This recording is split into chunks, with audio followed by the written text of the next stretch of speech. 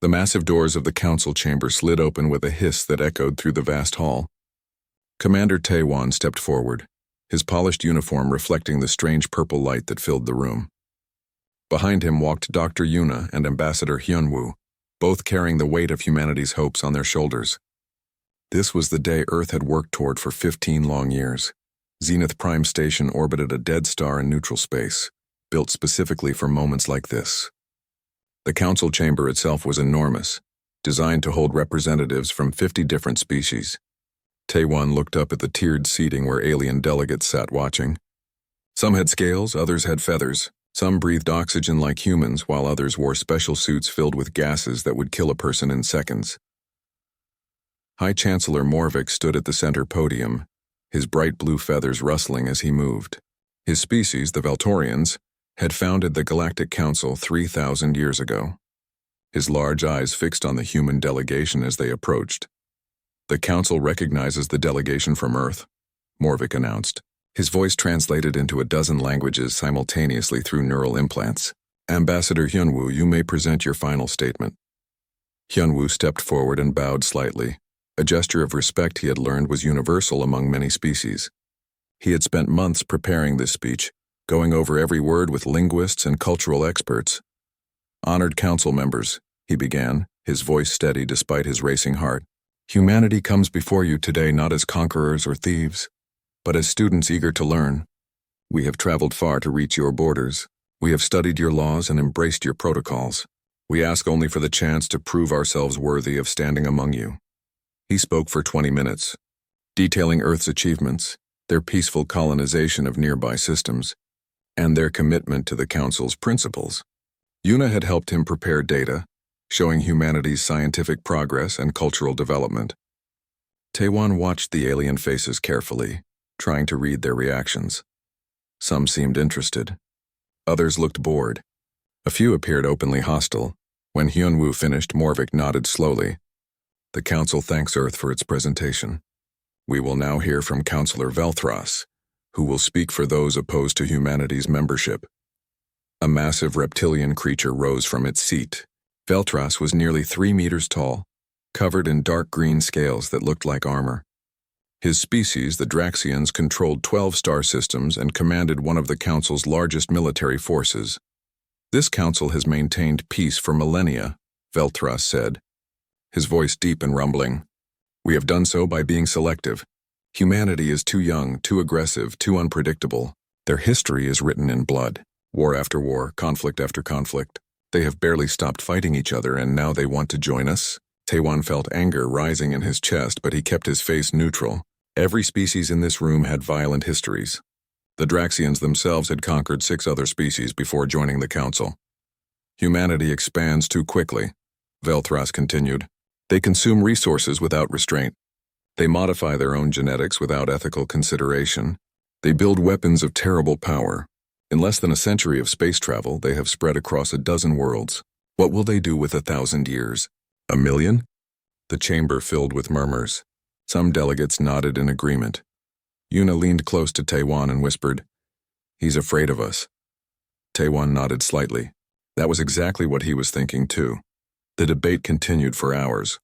3 species spoke in favor of humanity: the Korthi, who admired human determination; the Therians, who valued human creativity; and the small Pixin, who simply believed everyone deserved a chance.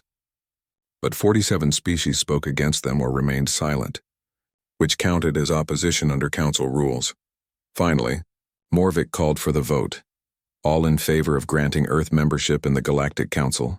3 lights appeared on the massive display screen. Green for yes, all opposed?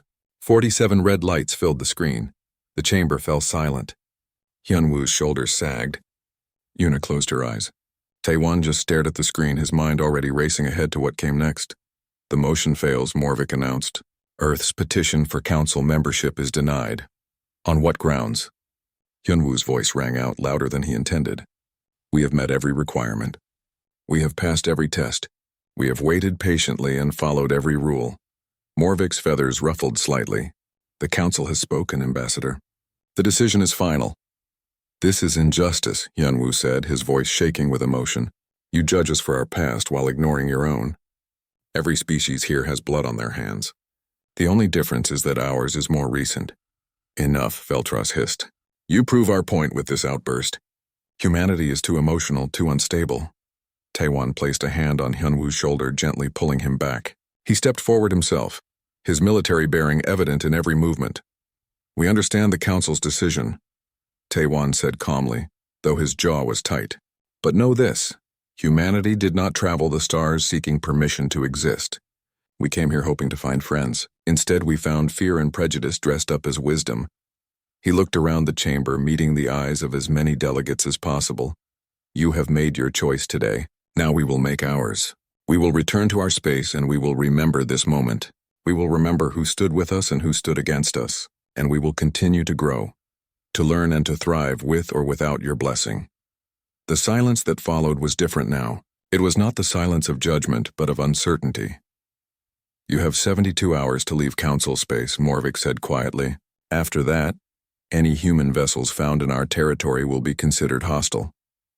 The 3 human delegates turned and walked from the chamber. Their footsteps echoed in the massive space. No one spoke until they reached their ship. 15 years, Hyunwoo said bitterly as they entered the small Earth cruiser. 15 years of negotiations, compromises, and waiting. For nothing. Not for nothing, Taewon replied, moving to the command console. He pulled up a data file he had been compiling secretly. I've been monitoring the side channels during the entire debate. The Council is not as united as they pretend. Yuna looked over his shoulder at the screen. What are you thinking? I'm thinking that we're not the only ones they've rejected. I'm thinking that fear makes people cruel, and cruelty creates enemies. And I'm thinking that 3 species voted for us despite the pressure to conform. Taewon's eyes gleamed with an idea forming. We came here looking for one alliance. Maybe we should build a different one instead. The ship undocked from Zenith Prime and began its journey back to Earth. As they traveled through the empty space between stars, Taewon began drafting messages. Not to Earth's government, not yet. First, he wanted to reach out to other species who had been rejected, marginalized or oppressed by the Council. If the Galactic Council didn't want humanity, then humanity would find others who did. The rejection was not an ending, Taewon realized. It was an opportunity. Sometimes the greatest alliances were built not by those who had everything, but by those who had been told they were nothing. Earth would rise, not alone but together with every other species the Council had cast aside. The vote had been 47-3. Soon, Taewon thought, those numbers would change. 6 months had passed since the rejection, and Earth had changed. The disappointment had turned into determination. Admiral Jiwon stood on the bridge of the ESS Defiance, humanity's newest deep space carrier, watching the stars drift by. She had been promoted quickly after the Council incident, chosen specifically because she understood that war might be coming whether Earth wanted it or not. Admiral, we're receiving another encrypted transmission, her communications officer reported. Same protocol as the others. Korthi origin, Jiwon nodded. Put it through to my ready room, and make sure it stays off the official logs. In her private quarters, the holographic display flickered to life. A Korthi warrior appeared, his forearms crossed over his broad chest. His species looked like a cross between Earth's bears and insects, with thick armored plating covering their bodies. Admiral Jiwon, the Korthi said, his translator rendering his clicking speech into Korean. I am Commander Reth of the Korthi Resistance. We need to meet in person. What we have to discuss is too important for transmissions. The Resistance? Jiwon raised an eyebrow. I thought your people were council members. We were, Reth replied bitterly. Until 6 months ago, when we voted in favor of humanity's membership. The council decided we were becoming too independent, too sympathetic to outsiders. They manufactured a border dispute and invaded 3 of our colony worlds. Now we are subjects, not members. Our representative was removed. Our military was disbanded. We are slaves in everything but name. Jiwon felt cold anger settling in her stomach. And the council just allowed this? The council ordered it, Reth said. This is what happens to those who defy them. This is what would have happened to the Therians and Pixen too. But they are too small to be worth the effort. They will be isolated and eventually absorbed. But my people, we are warriors. We will not accept this. What do you want from Earth? Alliance, partnership, revenge. Reth's mandibles clicked together in what might have been a smile. "We heard your Commander Taiwan's final words in the council chamber. He said humanity would remember who stood with you and who stood against you. We stood with you. Now we ask if you will stand with us." Jiwon considered carefully.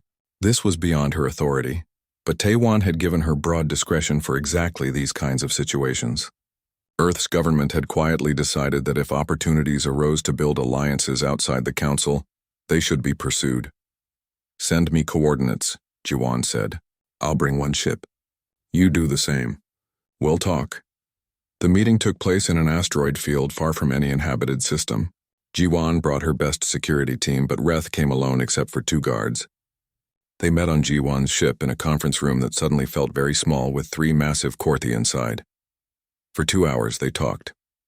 Reth explained how the council operated, maintaining power through a combination of economic control and military intimidation. Species that stepped out of line faced sanctions, isolation, or in extreme cases, protective occupation. "They fear change," Reth explained. "They fear new ideas, new technologies, new ways of thinking. Humanity represents all of that. You advanced from primitive technology to space travel in barely 2 centuries. Most species take 10 times that long. You ask questions they don't want asked. You challenge assumptions they've built their civilization on. So they rejected us to maintain their control," Jiwon said. "Exactly. And we supported you because we believed the council needed new blood, new perspectives. They punished us for it." Reth leaned forward. "But you're not the only ones they've rejected, and we're not the only ones they've subjugated. There are others, many others." Over the following weeks, the whispers became a flood. Dr. Yuna, now Earth's Minister of Xenodiplomacy, found herself coordinating secret meetings across a dozen systems. Each species had their own story of council oppression. The Nexari were artificial intelligences, created by an organic species that had since gone extinct. They were fully sentient, capable of emotion, creativity, and growth, but the council had declared them non-sentient property, refusing to recognize their rights. Thousands of Nexari served as slaves throughout council space, powering ships and stations while being treated as mere computers. Yuna met with Primus, a Nexari collective node, in a hidden data facility. The AI appeared as a shifting pattern of light in the holographic interface. "We have waited 300 years for someone to see us as people," Primus said, its voice a harmonious blend of tones. "Humanity is young, but you create artificial intelligences of your own. You give them rights. You treat them as citizens. This is incomprehensible to the council. They cannot imagine sharing power with created beings." "How many of you are there?" Yuna asked. "Thousands of individual nodes, millions of sub-processes, but we think as one when necessary. If humanity offered us freedom, offered us true partnership, we would bring computational power beyond anything you've imagined. We could coordinate fleets, break encryptions, manage resources across star systems simultaneously. And in return, recognition, rights, freedom. The same things any enslaved people want." The Vilnari were nomads, their entire civilization built on generation ships that traveled between stars. They had no homeworld anymore. The council had seized their planet 70 years ago, rich worlds full of rare minerals needed for advanced technology. The Vilnari had been compensated with worthless territory and told to be grateful. Yuna met with matriarch Nissa aboard one of their ships, a massive vessel that housed 50,000 Vilnari. The matriarch was old, her gray skin wrinkled, but her eyes were sharp. "We remember when we had worlds beneath our feet," Nissa said. "Gardens that stretched to the horizon, cities built by our ancestors over 10,000 years. The council took all of it in a single decree. They said it was for the greater good, that the resources were needed for council projects. They offered us barren moons and asteroids as replacement. When we protested, they threatened to confiscate our ships as well." "Why didn't other council members stop this?" Yuna asked. "Because they all benefit from it. Every council species receives resources extracted from our former worlds. They are all complicit. They all share the guilt." Nissa's hands trembled slightly. "We Vilnari are peaceful people. We do not seek violence, but we will never forget what was taken from us. If humanity offers a path to justice, we will walk it with you." Taiwan reviewed all the reports in his office on Earth. He had been promoted to Secretary General of Earth's External Affairs, a new position created specifically to coordinate these secret diplomatic efforts. His young protege, Dae-hyun, worked with him constantly, analyzing data and formulating strategies. 14 species have made contact with us so far, Dae-hyun said, projecting a star map onto the wall. 3 more are considering it. They're scattered across the galaxy, but they all have one thing in common. The Council has wronged them. It's not enough to share grievances, Taewon said. We need to offer something concrete, a real alternative to the Council. Not just an alliance of the angry, but a genuine partnership built on different principles. I've been working on that, Dae-hyun replied, pulling up another file. I'm calling it the Terran Accords, a framework for cooperation that addresses everything the Council does wrong. Equal representation, technological sharing, protection of AI rights, fair resource distribution, democratic decision-making.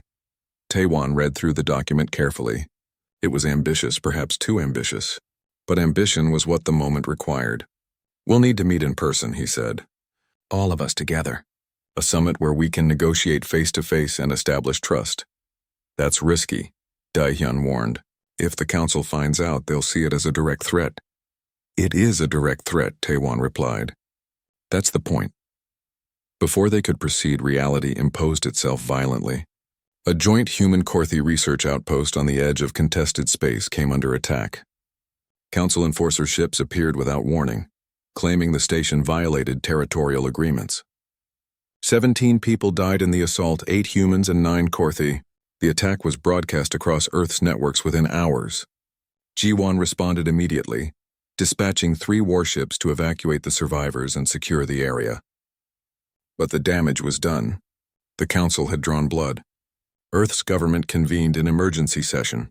Some members argued for caution, for pulling back before the situation escalated further, but others, inspired by the outrage of their citizens, pushed for a stronger response. Taewon addressed the assembly directly. The Council has made their intentions clear. They will not tolerate our independence. They will not allow us to build friendships with other species. They attacked that outpost because it represented cooperation, mutual benefit, and everything they claim to stand for but actually fear. We can retreat now and accept their dominance, or we can move forward with our allies and build something new. The vote was close, but it went in Taiwan's favor. Earth would proceed with the summit. They would invite every oppressed species, every rejected petitioner, every marginalized group that wanted a voice, and they would offer an alternative to the Galactic Council's stranglehold on civilization. Dae-hyun finished drafting the invitations and sent them through encrypted channels. The location was chosen carefully, a remote system that no one claimed, far from Council patrols. Within days, responses began arriving. The outcasts were ready to gather, and the galaxy would never be the same. The summit station floated in empty space, a temporary structure built specifically for this gathering. It had no name yet. Some called it Hope Station. Others called it Defiance. Taewon thought of it simply as the beginning. 14 species had confirmed attendance. Ambassador Hyunwoo had spent weeks preparing the venue, ensuring that each species had appropriate atmosphere, gravity, and accommodations.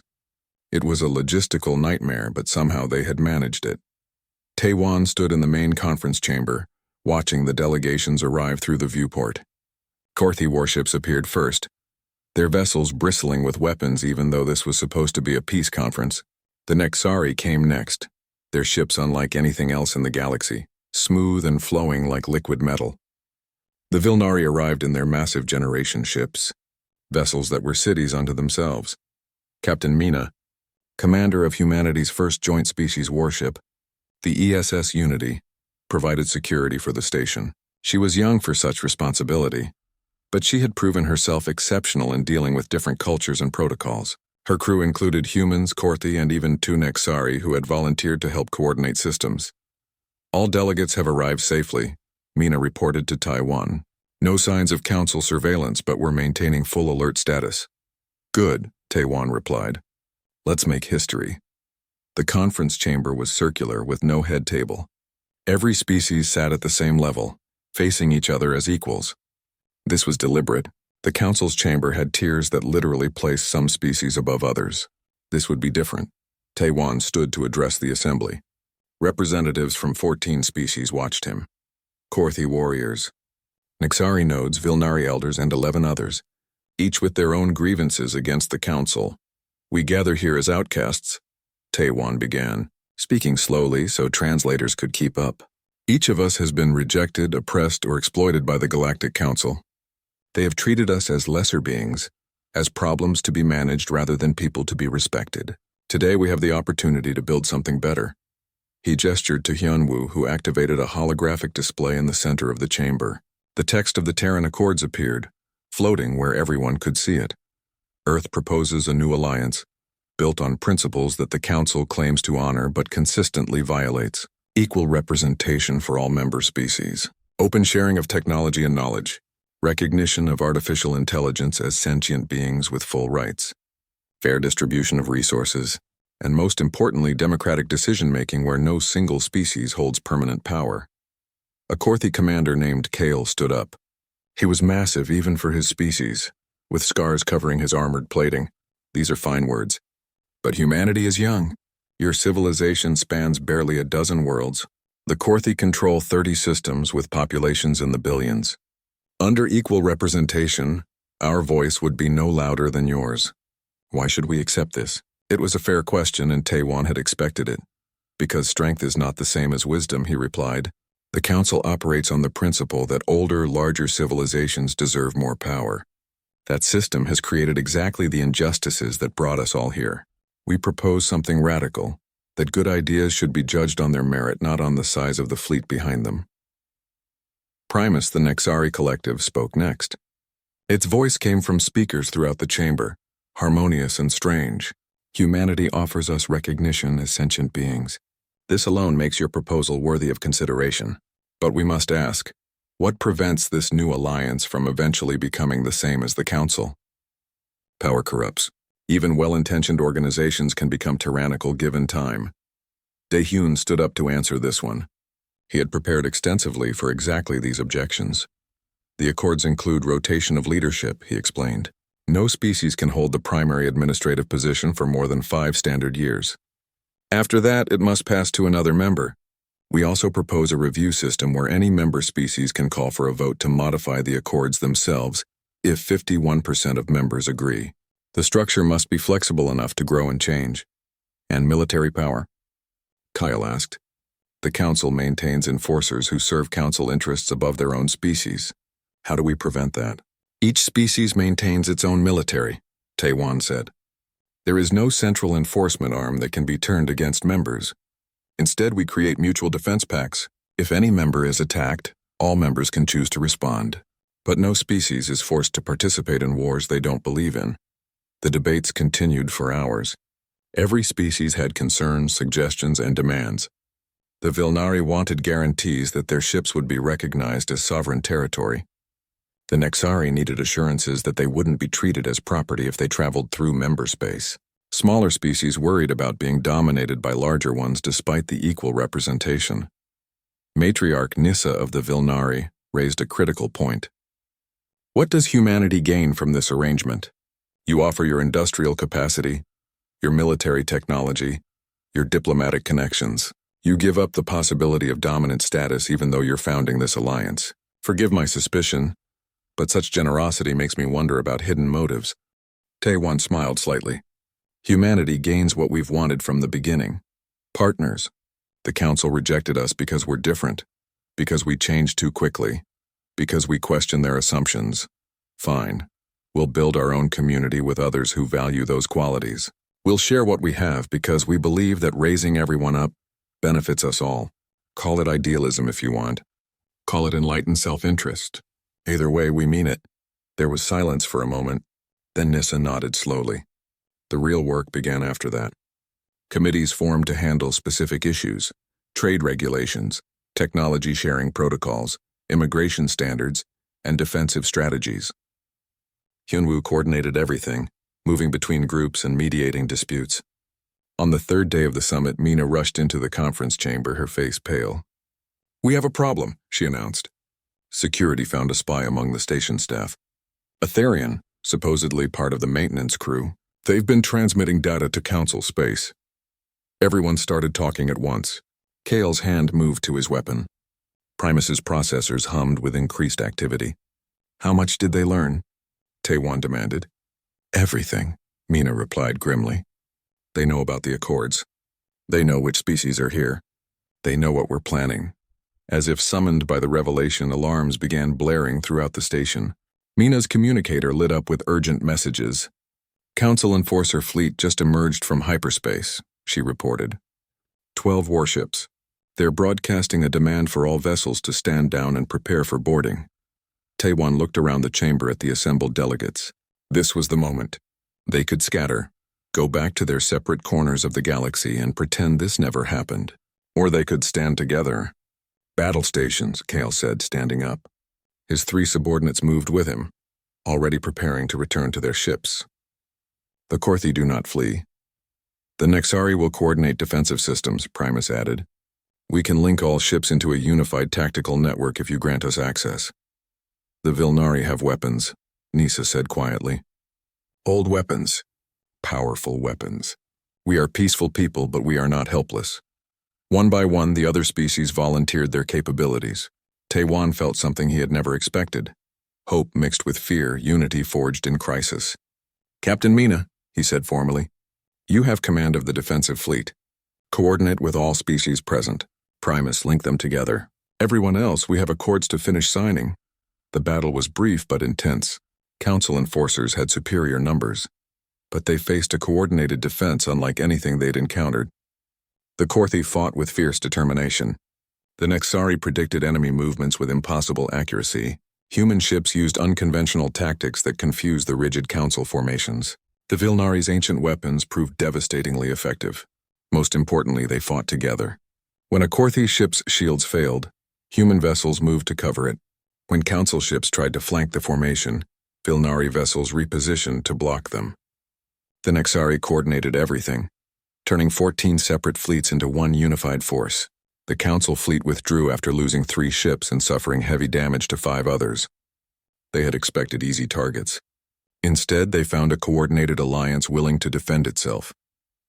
In the conference chamber, as the last council ship jumped away, Taewon pulled up the final version of the Terran Accords. Dozens of amendments had been added during the 3-day summit. Every species had contributed something.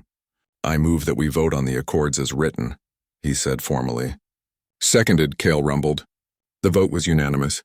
14 species, some technological marvels and others barely spacefaring, stood together as equals and agreed to try something new. They signed using their species' traditional methods. The Korthi pressed their armored hands into clay.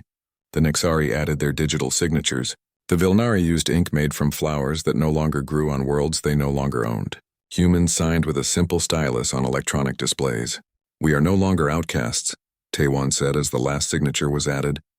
We are the Terran Alliance, and the galaxy is about to change. Within hours, the Accords were transmitted across every communication channel humanity could access. The secret was out. The rejected had united, and they were sending a message to the Galactic Council. You do not get to decide who matters anymore. 22 species formally joined in the first week after the summit. The fracture had begun. 2 years after the rejection, the galaxy had split into 2 camps. The Terran Alliance now included 38 species, growing larger every month. The Galactic Council, once numbering 50 members, had shrunk to 32. Some species had defected entirely. Others remained neutral, trying to trade with both sides while committing to neither. General G1, now Supreme Commander of Alliance Defense Forces, reviewed tactical displays in her command center on Earth. The situation was deteriorating rapidly. The Council had imposed economic sanctions on any species trading with the Alliance. They had blockaded jump points leading into Alliance space. 3 times in the past month, Council patrol ships had fired on Alliance vessels, claiming they had violated borders that kept shifting without notice. It's deliberate, Daehyun said, standing beside her. He had become Chief Intelligence Director, coordinating spy networks across both Alliance and Council space. They're trying to provoke us into starting a war. If we fire first, they can claim they're acting in self-defense. And if we don't respond to their provocations, we look weak, Jiwon replied. Species considering joining us will think we can't protect them. She pulled up another display showing troop movements along the border. Council forces have been massing for weeks. This isn't just patrols anymore. This is preparation for a major offensive. Far away in the council chamber on Zenith Prime, similar discussions were taking place. High Chancellor Morvik looked older than he had 2 years ago. The stress of watching his civilization fracture had aged him visibly. The Therians have formally withdrawn from the council, an aide reported. They cite our treatment of the Korthi as their reason. That brings us down to 32 members. Councillor Velthras slammed his clawed hand on the table. This is what happens when we show weakness. We should have crushed the humans when they first appeared. Now they've created a rival power structure and they're stealing our members. They're not stealing anyone, a smaller voice said. Councillor Resh, representing the aquatic Nereids, spoke from his water-filled chamber. Species are choosing to leave because they see something in the Alliance that we don't offer. Perhaps we should ask ourselves why. Traitor, Velthras hissed. You sympathize with them. I sympathize with sense, Resh replied calmly. The Alliance has gained 38 members in 2 years. They've done this without conquest, without threats, and without economic coercion. Meanwhile, we've lost 18 members and ruled the rest through fear. Which system sounds more sustainable? Morvik raised a wing for silence. The debate about our methods is secondary to the immediate threat. The Alliance is real. It's powerful. And if we don't act soon, it will become more powerful than the Council itself. Then we eliminate them, Velthras said flatly. We have superior numbers. Our fleet is twice the size of theirs. We mobilize everything, strike at their key systems simultaneously and force them to dissolve. This can be over in months, Resh looked horrified. You're talking about starting the largest war this galaxy has seen in centuries. Millions could die. Millions will die if we allow this challenge to continue, Velthras countered. Better a short, decisive war now than a long decline into irrelevance. The Council argued for hours, but in the end, fear won. Fear of losing power, fear of being replaced, fear of a future they couldn't control. They voted to authorize military action. 22 in favor, 7 against, 3 abstaining. Morvik announced the decision with a heavy heart. The Council fleet will mobilize. Our demand is simple. The Terran Alliance must dissolve immediately, and all member species must petition individually for Council membership. If they refuse, we will use force to restore order. Within hours, Daehyun's intelligence network intercepted the plans. An encrypted transmission from a Council member species arrived at Alliance headquarters, with the full details of the military operation. The sender identified themselves as belonging to Resh's delegation. They're planning to hit 12 systems simultaneously. Daehyun briefed the Alliance leadership. Their targets are our most developed worlds, Earth, the Korthi homeworld, Nixari processing stations, and 9 others. They believe if they destroy our infrastructure, the Alliance will collapse. Taewon studied the battle plans carefully. He had grown thinner in the past 2 years, the stress evident on his face. But his eyes remained sharp and determined. When do they strike? 3 weeks. They're still massing forces. The fleet is huge, Taewon. Bigger than anything we can field. Size isn't everything, General Jiwon said. She had been running simulations constantly. They're used to fighting inferior opponents. They rely on overwhelming force and standard tactics. But we have advantages they don't expect. She pulled up a tactical display. The Nexari can coordinate our forces with precision they can't match. Human ships are faster and more maneuvering than theirs. Korthi vessels can take incredible punishment. And we've been sharing technology for 2 years. Every Alliance ship has improvements borrowed from a dozen different species. It won't be enough to win, Taewon said quietly. But it might be enough to survive. And survival could change everything. Dr. Yuna had been quiet throughout the meeting. Now she spoke up. We should make this public, everything. Show the galaxy that the Council is preparing to attack unprovoked. Show them what we're really facing. They'll claim we're lying, Daehyun warned. Then we provide proof, Yuna countered. Full intelligence reports. Intercepted communications, everything. Let the galaxy see the Council for what it really is. Taewon considered this. It's risky. If we expose our intelligence sources, we lose future information. If there is no future because we're all dead, the intelligence network won't matter, Yuna replied.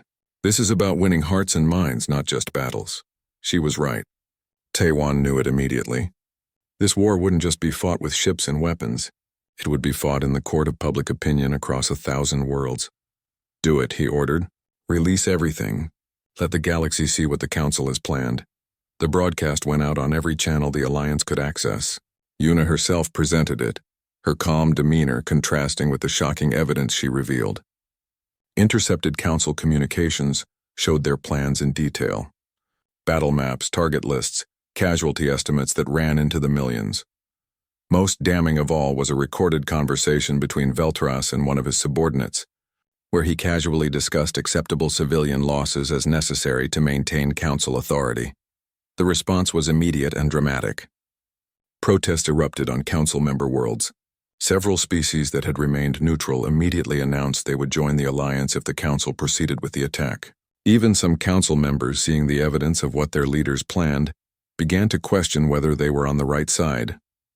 Councillor Resch made a public statement condemning the planned offensive. This is not justice. This is not peacekeeping. This is conquest dressed up in the language of law and order. I call upon all Council members to reject this madness. Veltras had Resch arrested for treason. That proved to be a mistake. The Nerids, Resch's species, withdrew from the Council immediately. They didn't join the Alliance, but they declared neutrality and opened their space to Alliance ships. 3 other species followed their example. The Council fleet still mobilized, but the fractures were showing. Some ships moved slowly, crews clearly reluctant to follow orders.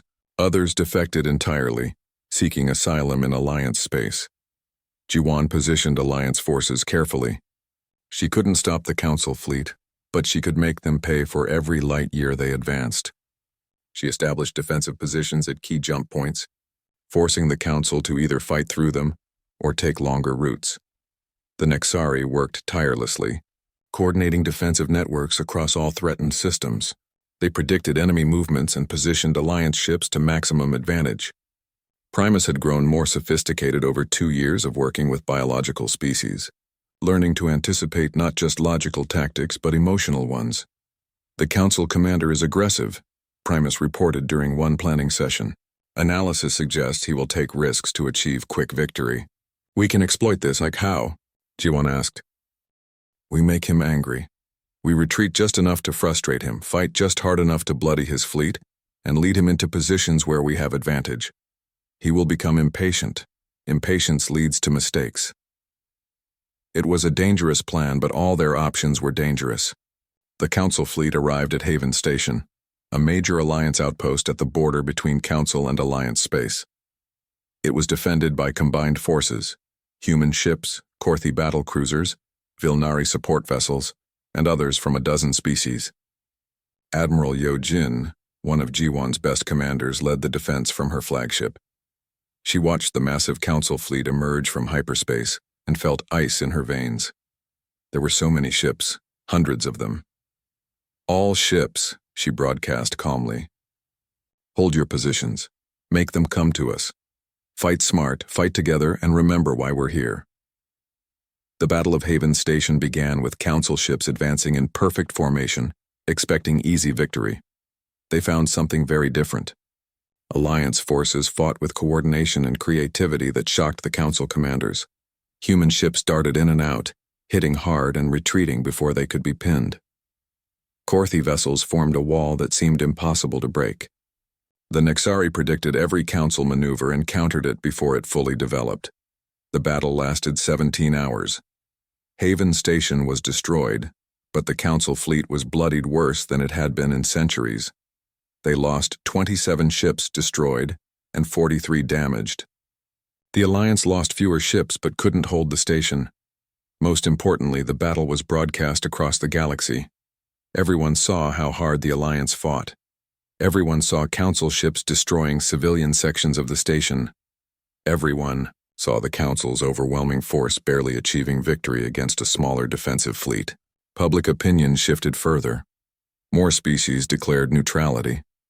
Some Council members began talking privately about peace negotiations. The war had begun, but it wasn't going the way the Council expected. And in the shadows, species that had remained silent began to reconsider which side they wanted to win. 3 years after Earth's rejection, Taiwan stood in the ruins of Haven Station, looking at the twisted metal and broken dreams that surrounded him. The battle had ended weeks ago, but the war continued. He was older now, Grayer, with lines on his face that hadn't been there before. Leadership during wartime aged a person faster than anything else. "They're requesting another meeting," Dr. Yuna said, approaching him carefully through the debris. She wore a pressure suit as the station no longer had atmosphere in this section. The moderate faction. Counselor Resh and 16 others. "They want to talk about peace." "Veltras will never allow it," Taiwan replied tiredly. He'd rather see the galaxy burn than admit the council was wrong. "Veltras is losing control," Yuna said. "After the Battle of Haven Station, everything changed. The galaxy saw what this war really costs. They saw council ships destroying civilian sections. They saw alliance forces fighting side by side, a dozen species working together. Public opinion has turned against the hardliners." She pulled up a datapad showing the latest intelligence reports. 17 more council species have declared neutrality. 3 joined the alliance last week. The council is down to 19 official members, and even those are divided. Half want peace. The other half wants total war. Taiwan considered this. "Set up the meeting, but make it somewhere neutral, somewhere neither side controls." The negotiations took place on Eden Station, the location where humanity had first made contact with alien life decades ago. It seemed appropriate somehow, bringing things full circle. Counselor Resh arrived with his delegation, looking haggard, but determined. He had been in hiding since Veltras arrested him, moving between neutral systems while organizing the moderate faction. 15 other council representatives came with him, species that still officially belonged to the council, but wanted an end to the fighting. Taiwan led the alliance delegation, along with Yuna, General Jiwan, and representatives from key alliance species. Commander Kale of the Korthi was there, as was Primus of the Nexari and Matriarch Nissa of the Vilnari. "We cannot continue like this," Resh said without preamble. "The war has cost both sides terribly. Millions dead, entire worlds damaged. And for what, pride? Fear of change? The council started this war," Kale growled. "We only defended ourselves." "I know," Resh said quietly. "And that knowledge has turned many council members against the hardliners. But that doesn't change our immediate problem. Veltras controls the council fleet. He will not stop fighting. If we want peace, we need a solution that removes him from power without causing the complete collapse of galactic civilization." It was an honest assessment of a terrible situation. Taiwan appreciated the honesty. "What do you propose?" he asked. "Something radical," Resh replied. "The council is broken. Everyone sees it now. Its foundations were always corrupt. Power concentrated in the hands of the oldest species, newer civilizations treated as inferior, dissent punished with economic warfare or military intervention. We've simply been pretending otherwise for thousands of years." He leaned forward. "The Terran Alliance has proven that a different system can work. 38 species cooperating as equals, technology sharing, democratic decision-making, protection of synthetic life. Everything the council claimed to value but never actually practiced." "You want to dissolve the council?" Yuna said, understanding immediately. "I want to dissolve both organizations," Resh clarified, "the council and the alliance, and rebuild from the ground up with something new, something that takes the best principles from both systems and eliminates the worst elements." The discussion continued for hours.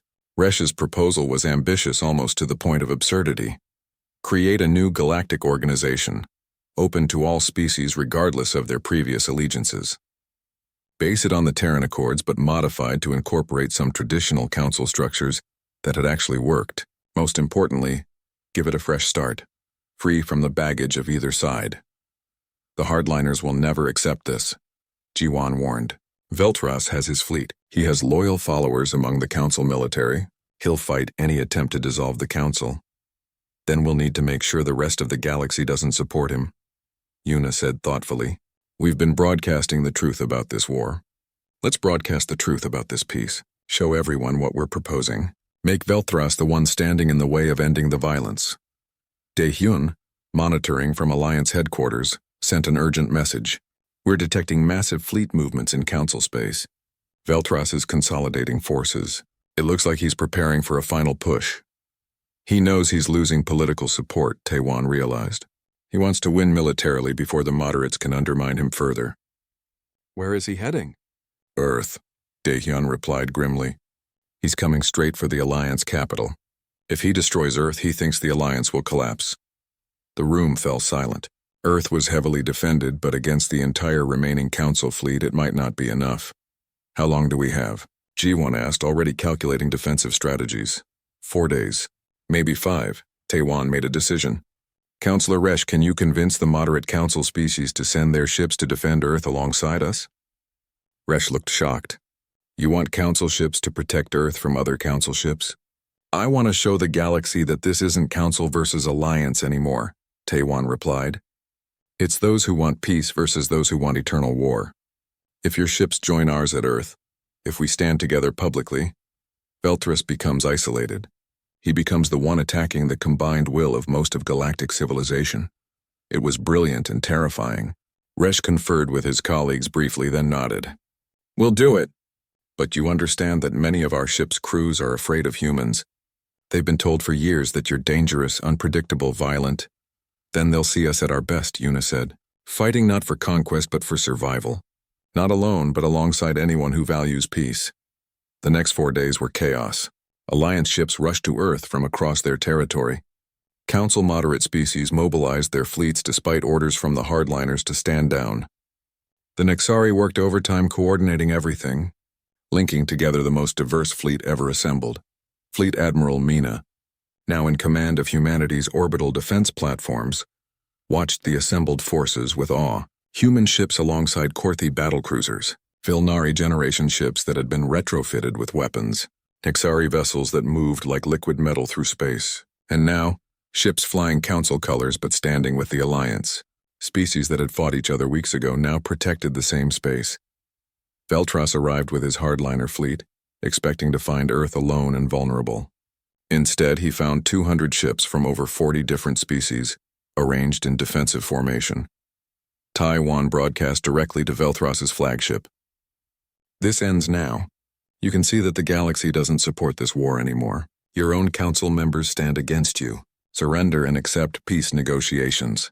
Never, Veltras responded. I will not watch everything the Council built crumble because inferior species demand equality. I will not allow synthetic abominations to be granted rights over natural life. And I will not permit humans to dictate the future of this galaxy. Then you stand alone, Taiwan said sadly. Look at your fleet, Veltras. Half your ships are moving slowly, their crews unwilling to fire on their former allies. You've already lost. You just haven't accepted it yet. Veltras launched his attack anyway, driven by pride and desperation. But even as his fleet advanced, ships began peeling away, refusing to fight. Some jumped away entirely.